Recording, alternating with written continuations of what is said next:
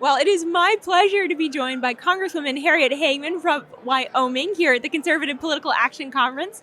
Congressman, thank you for taking the time. It's so good to be here. Well, it is wild to say we are now a month in to Trump's presidency as the 47th president of the United States. There's so much action. There's so much activity. You serve as chairwoman of the Anti-Woke Caucus in the House. Explain what your mission is and how it fits in to the president's mission. So it has been very interesting to me to watch the executive orders and the steps that the president has taken over the last 30 days to address the very issues that we're focusing on with the Anti-Woke Caucus. And that's really shorthand for saying all of the different social justice type nonsense that we've seen for the last 4 and 8 years, the DEI stuff, the ESG stuff. And the purpose of the Anti-Woke Caucus is to bring people in to talk about ways in which they have infiltrated things like our medical schools. We're learning from doctors that we have got a terrible problem with the with our medical schools because they're focusing on things that they shouldn't be focusing on at the expense of the things that they should be. So what we want to do is really kind of highlight and expose how DEI, how these really insidious theories have infiltrated so much of our government so that we can start pulling them out. We saw, we just did the last week, the hundreds of millions of dollars that have been identified in the Department of Education as going to these DEI programs. All of that stuff needs to be stopped. So I'm very excited to be working with the President of the United States and his administration to pursue a policy that gets back to our constitutional foundation, which is equality, which is about a colorblind society, which is that everybody in this country has an opportunity, being the land of opportunity. So that's part of what the Anti-Woke Caucus is going to focus on. Well, it sounds like it really fits hand in glove with what DOGE is doing, but specifically really looking at, okay, what are those really progressive, far left ideologies, and let's cut that spending off. That's exactly what it's about. That's Excellent. Right. Excellent. That's huge. And I think so many of the American people are ready for that. They say, please, let's get that out. Yes. Huge deal. Now, you also are part of the Republican Study Committee. You all have a lot of activity right now. It's a really critical time for the work that you're doing. Speak a little bit about that, if you would. So I am the chairman of the Article 1 Task Force for RSC. And what we're focusing on really is reclaiming the authority of the legislative branch. Again, under our Constitution, Article 1 is the legislative branch, Article 2 is the executive, and Article 3 is the judiciary. And over the last 60 to 70 years, the executive branch has expanded exponentially and really started taking over much of the legislating that goes on in this country through rulemaking.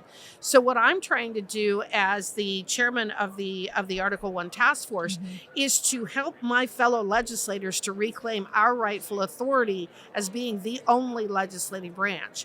Any lawmaking should only come through Congress, not the executive branch, not administrative agencies. So the Article 1 Task Force is really to, in part, do things such as realize the promise related to the recent Loper Bright decision that reversed Chevron.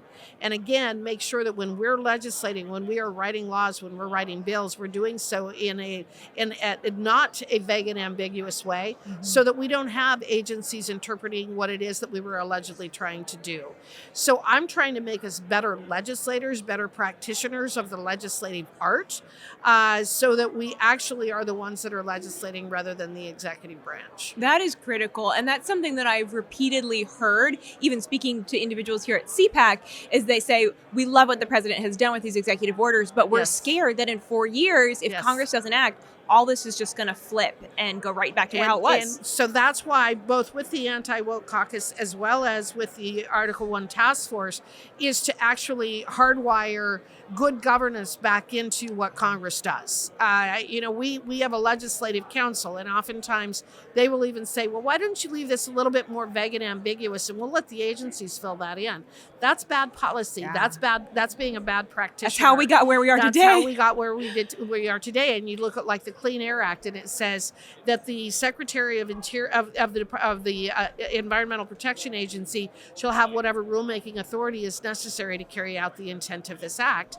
You can drive a Mack truck through that. Mm-hmm. That is horrible language. That is legislative malpractice. Why aren't we telling the head of the EPA what they need to do to carry out the law? Yeah. So it's those kinds of things, again, addressing that legislative malpractice. And the president gets this. The president is identifying the problems with these administrative agencies, even though he oversees them. And it's why he is, I think, going to be one of the very best presidents that we ever had, because most presidents will talk about this stuff, but then when they get in office, they say, but I don't want you taking away my power. Yeah. I want my Department of Education or my SEC or my FTC or my ATF or whatever. I want them to have this power. What President Trump is saying is that's unconstitutional. It violates the separation of powers. We need to get back to the brass tacks. We need to shrink government. We need to move a lot of this stuff into the private sector. And we need to get the government out of doing really stupid things. Yeah. Critical.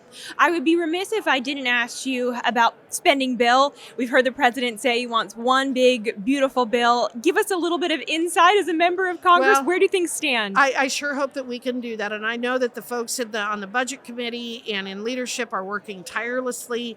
We have been combing through a variety of different existing pieces of legislation, as well as ideas of things that we want to bring into, number one, the budget, but number two, the reconciliation process, so that we can make some fundamental changes, as you say, so that 4 years we're not flip-flop back the other way. So it is, the budgeting process is moving forward. I believe we will be voting on a budget this week. We are going to be cutting spending. It is the reality of what we have to do. At $36 trillion in debt, we have no choice but to shrink the size of government. And while I think there's going to be some pain associated with that, I think in the long run, we're going to be unleashing our private sector. And a lot of the folks who now work for the government may go into the private sector and actually produce things that make all of our lives better. Imagine that, government getting smaller. Yes. That's all Americans hope right now. Congresswoman, thank you for your time. We appreciate it. Thank you.